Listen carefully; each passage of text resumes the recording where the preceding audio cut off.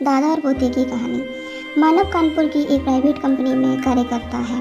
उसका परिवार भी वहाँ उसके साथ ही रहता है, उसकी पत्नी, एक बेटा और उसके वृद्ध पिताजी। आजकल मानव के पिता अक्सर बीमार ही रहा करते थे। उम्र अधिक होने की वजह से उनकी तबीयत लगातार खराब होती जा रही थी। मानव ऑफिस और पिताजी की बीमारी में बहुत अधिक उलझता जा रहा था। एक दिन मानव के पिता की तबीयत बहुत अधिक खराब हो गई। मानव की पत्नी ने पिताजी को खाने के लिए कहा, लेकिन उन्होंने इशारे से ही खाने के लिए मना कर दिया। शायद वह अपनी बात को अपने मुख से कहने में असमर्थ थे। वह मन ही ये सोचकर परेशान होते रहते थे कि मैं सभी के लिए बोझ बन गया हूँ।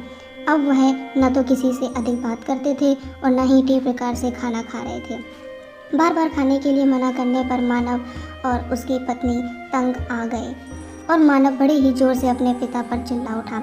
मानव का पुत्र शौर्य को यह देख अच्छा न लगा। वह अपने दादाजी के सबसे करीब था। शौर्य रसोई से भोजन की थाली लेकर आया।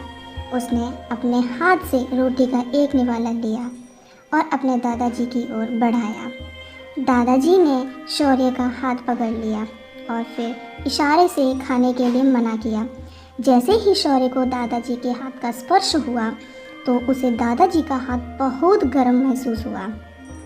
शौर्य ने जल्द से थर्मामीटर लिया और दादाजी का तापमान चेक किया। देखने पर पता चला कि दादाजी को बहुत तेज बुखार था। बिना देर किए शौर्य ने बुखार की दवा अपने दादाजी को दे दी।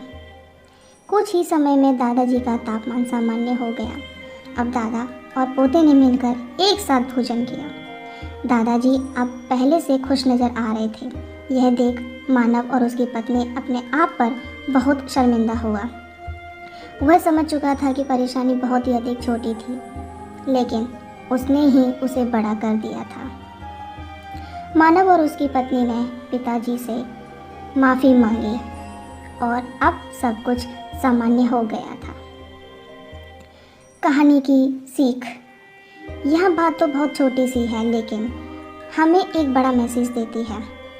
हमारे माता पिता के वृद्ध होने पर वे हमारे लिए किसी के काम के नहीं होते हैं। इस सोच के कारण वे हमें बोझ लगने लगते हैं। इस वजह से हम उन पर अधिकार जमाना शुरू कर देते हैं। शायद हम सब यह भूल जाते हैं कि जब हम बचपन में अपनी परेशानी को ठीक प्रकार से नहीं बता पाते थे तो हमारे माता पिता बड़े ही प्यार से हमारी परेशानी को हल करते थे। लेकिन जब माता पिता इतने समर्थ नहीं होते हैं कि अपनी परेशानी हमें बता पाएँ, तो यह हमारा कर्तव्य बनता है कि हम भी उनकी परेशानी को उतने ही प्यार से दूर करें, उन्हें ठीक प्रकार से समझें। हम वह गलती ना करें जो कि मानव कर रहा था। समस्या बहुत ही छोटी सी थी, लेकिन मानव के पास इतना समय नहीं था कि वह कुछ देर अपने पिताजी के साथ बैठकर उनकी समस्या को समाधान में बदल सके। तो दोस्तों, आपको ये कहानी कैसी लगी? अगर आपको ये कहानी अच्छी लगी हो तो प्लीज़ मेरे चैनल को लाइक, सब्सक्राइब और शेयर करना ना भूलें और अपने कमेंट करना ना भूलें। Thank you.